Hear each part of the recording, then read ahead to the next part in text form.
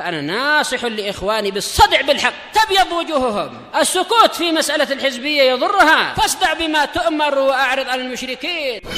سلامي على دماج ورجالها والشيخ يحيى ودار العلم يا سعد بانيها. الحمد لله رب العالمين. أشهد أن لا إله إلا الله وحده لا شريك له وأشهد أن محمدا عبده ورسوله. اللهم صل على محمد عبدك ورسولك وعلى آله وأصحابه أجمعين. أما بعد. Baik, afwan lambat ini tadi karena isi data dulu. Belum isi data. Baik, kita lanjutkan. Masuk ke tafsir ayat yang baru, yaitu ayat 137 sampai 138 untuk yang dipilih oleh Al-Imam Ibnu Katsir rahimahullahu ta'ala, tentang firman Allah subhanahu wa ta'ala, fa in amanu bimithli ma amantum bihi faqad ihtadaw wa in tawallaw fa innama hum fi shiqaq fasayakfikahumullah wa huwas samiul alim. Kemudian apabila mereka beriman seperti keimanan kalian, ini salah satu penerjemahan, salah satu pemaknaan dari para ulama demikian. Makna yang lain, apabila mereka mau beriman kepada apa yang kalian imani, maka sungguh mereka telah mengikuti hidayah, mengikuti petunjuk. Wa in tawallaw fa innama hum fi shiqaq. Akan tetapi apabila mereka berpaling, tidak mau mengikuti keimanan kalian, maka mereka itu hanyalah di dalam perpecahan. Fasayakfikahumullah. Allah akan menolongmu untuk menghadapi mereka, wahai Rasulullah. Wa huwas samiul alim, dan Dia Maha mendengar lagi Maha mengetahui.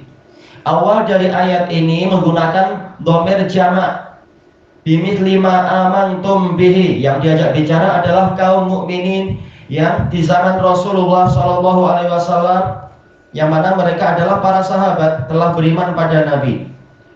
Jadi kalau orang-orang itu, kita selama sekian ayat sebelumnya membahas tentang orang-orang ahli kitab.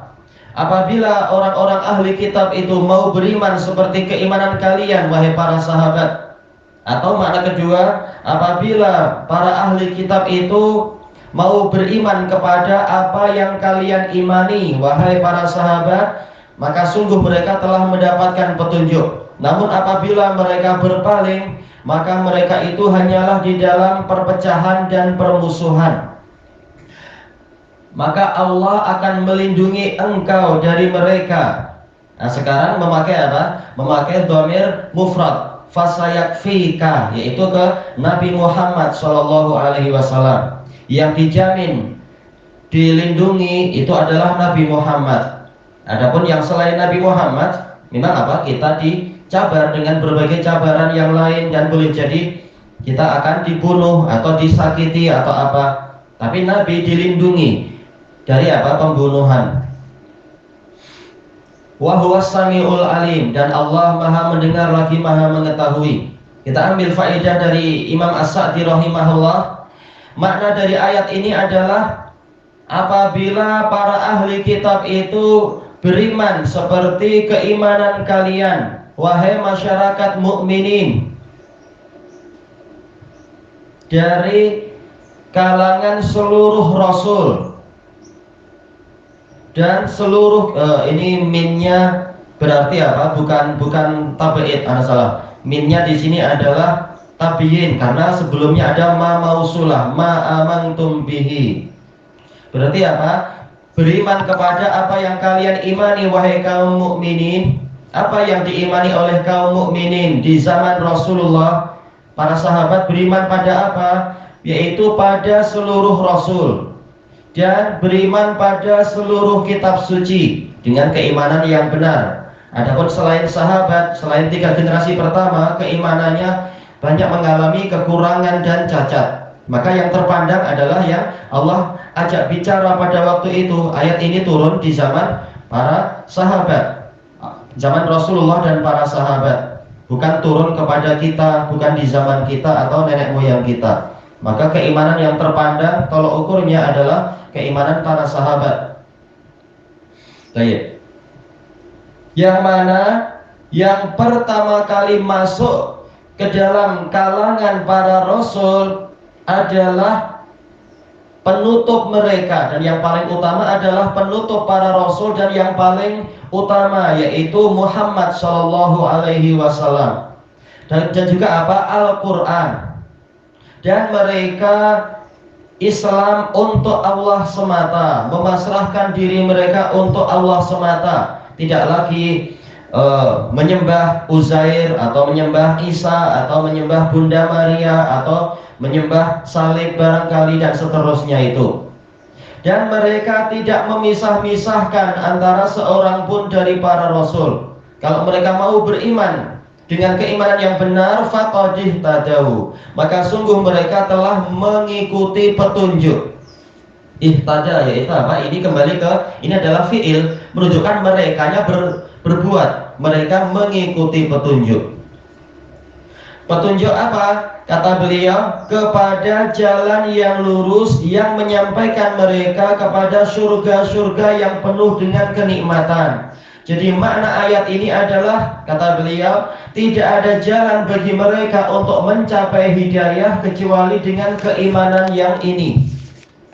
Setiap mereka mengklaim sebagai mukmin, maka tidak mau dikatakan sebagai orang kafir, ahli kitab itu. Tapi keimanan yang terpandang adalah yang disebutkan tadi, yang Allah Ta'ala sebutkan. Tidak seperti yang mereka nyatakan dengan perkataan mereka, kunu hudan au nasara tahtadu. Jadilah kalian itu orang Yahudi atau orang Nasara, niscaya kalian mendapatkan petunjuk, telah mengikuti petunjuk. Maka mereka menyangka bahwasanya hidayah itu khusus kepada apa yang telah mereka jalankan. Padahal yang namanya hidayah, kata Imam As-Sa'di, adalah ilmu tentang kebenaran dan pengamalannya. Dan kebalikannya adalah kesesatan dari ilmu, yaitu tersesat dari ilmu. Ilmunya ada di sebelah kanan, dia malah ke kiri misalkan, atau ilmunya di kiri, dia malah di kanan. Ilmunya di depan, dia justru memesong ke kanan atau ke kiri atau ke belakang. Dan juga tersesat dari pengamalannya setelah dia mengetahui ilmu. Dan itulah yang namanya perpecahan. Yaitu apa? Berpecah dan memisahkan diri dari ilmu dan pengamalannya. Ini makna syiqaq, kata Imam As-Sa'di. Yang mana para ahli kitab dulu ada di atasnya tatkala mereka berpaling dan membelakangi, berpaling dari ajaran Nabi Musa yang sebenar, berpaling dari dakwah Nabi Isa yang sebenar. Maka yang namanya musyad, orang yang memisahkan diri, yaitu dia ada di suatu tempat, di suatu posisi, sementara Allah dan Rasulnya di tempat yang lain. Inilah sebenarnya makna fi syiqaq. Jadi tidak mau ikut di mana Allah dan Rasulnya berada. Walaupun tidak secara fisikal, jelas tak mungkin kita di tempat Allah, yaitu naik ke langit sana kita ini. Tapi maksudnya adalah posisi kebenaran. Allah dan Rasulnya sudah di suatu posisi yang benar, kita justru na'udzubillah memilih tempat-tempat yang lain. Maka tidak ada setelah kebenaran kecuali kesesatan dan kebatilan. Maka konsekuensi dari perpecahan tadi adalah permusuhan dan penentangan dan pemusuhan yang sangat parah. Yang mana termasuk dari konsekuensinya adalah mereka mencurahkan kerja kerasnya untuk menyakiti Rasul. Baik, ini adalah apa? Setiap amalan itu mendatangkan konsekuensi. Ketika mereka berpaling dari kebenaran, mereka akan memesongkan diri, mengambil jalan yang lain. Tatkala mereka mengambil jalan yang lain, berarti mereka tidak ada di jalannya Allah dan Rasulnya. Kalau demikian, maka mereka akan, dalam keadaan mereka yakin mereka benar, maka mereka akan memusuhi jalannya Allah dan Rasul.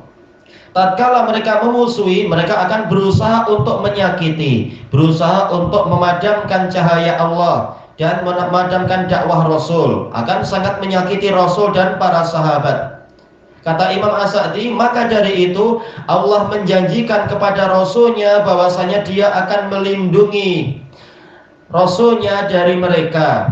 Kenapa? Karena dia adalah As-Sami', dia mendengar, yaitu mendengar seluruh suara dengan beraneka ragam bahasa dan berbagai bentuk hajat. Allah Maha mendengar. Dan dia itu alim, yaitu dia tahu apa yang ada di hadapan mereka dan apa yang di belakang mereka, dari perkara yang gaib dan perkara yang nampak, perkara yang zahir dan perkara yang batin. Maka apabila keadaannya seperti itu, Allah akan melindungimu dari kejahatan mereka.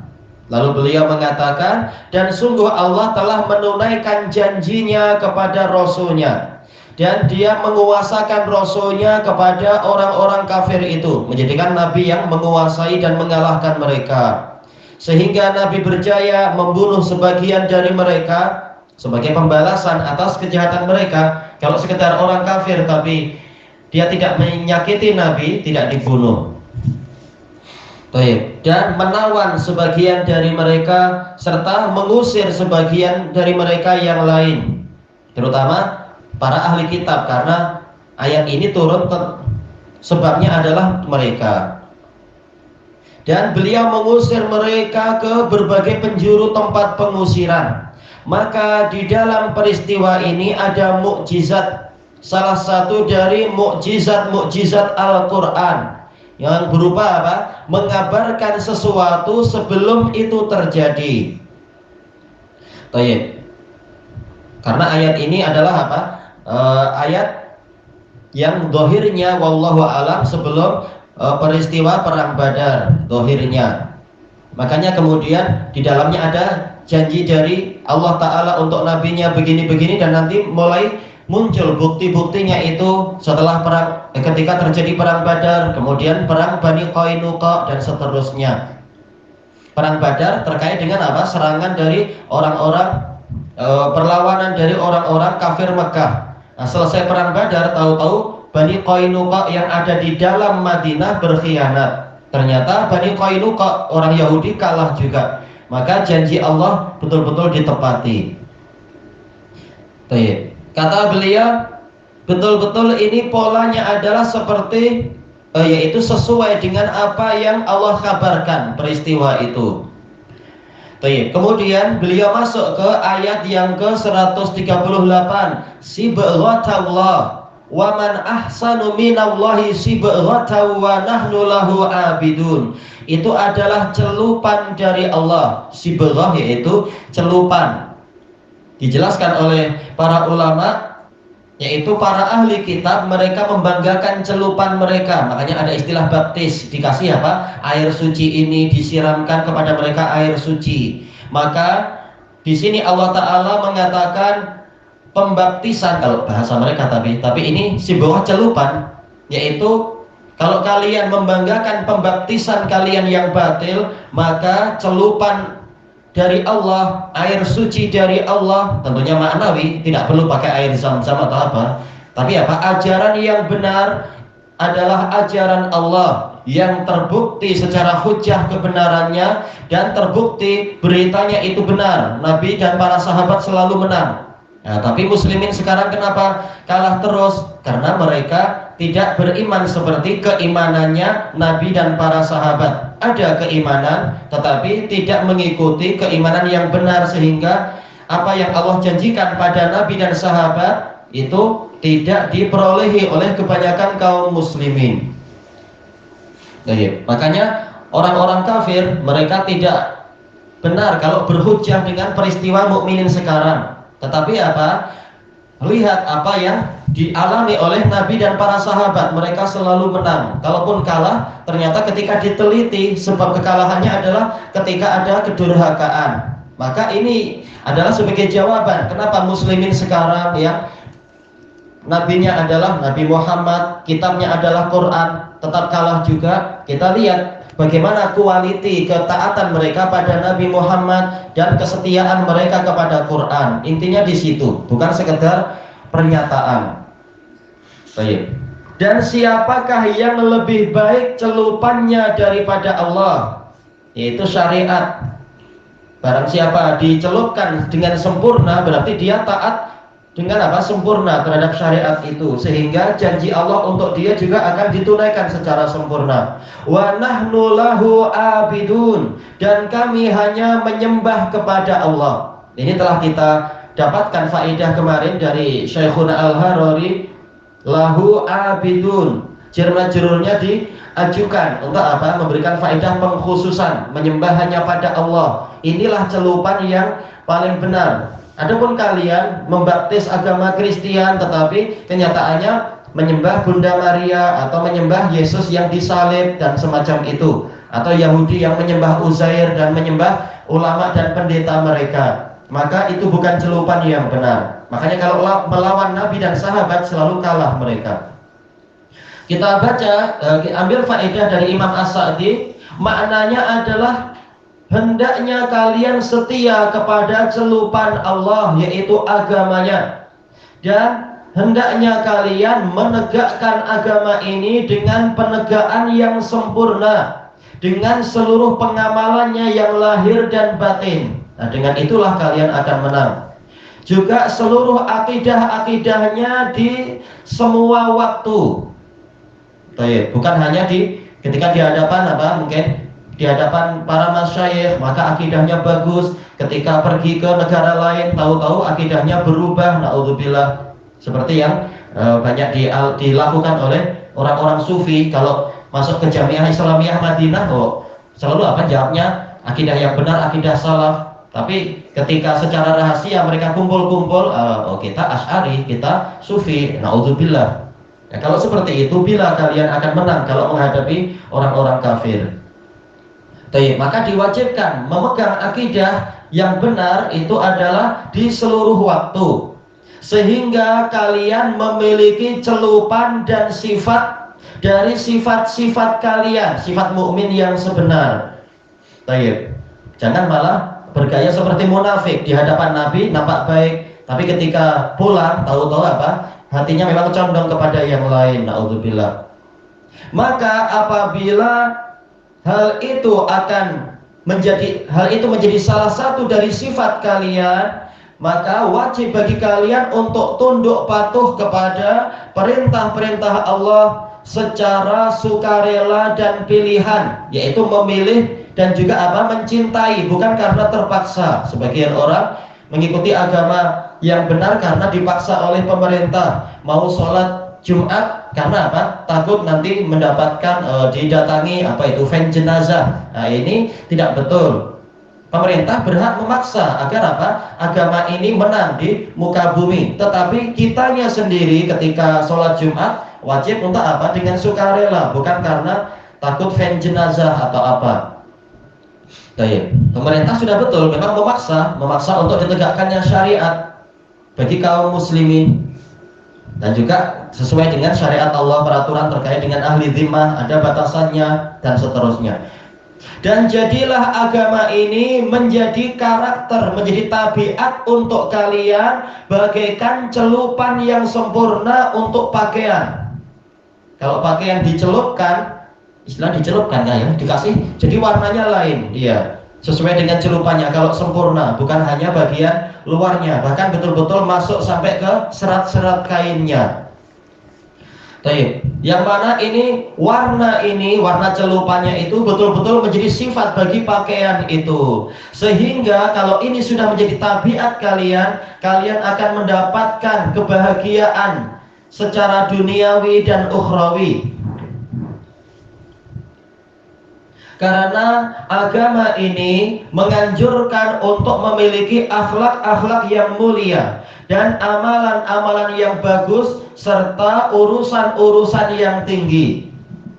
Kalau ini dilakukan, maka betul-betul kalian akan berbahagia. Akhlak yang baik pasti mendatangkan kebahagiaan. Baik. Ilahuna wallahu a'lam.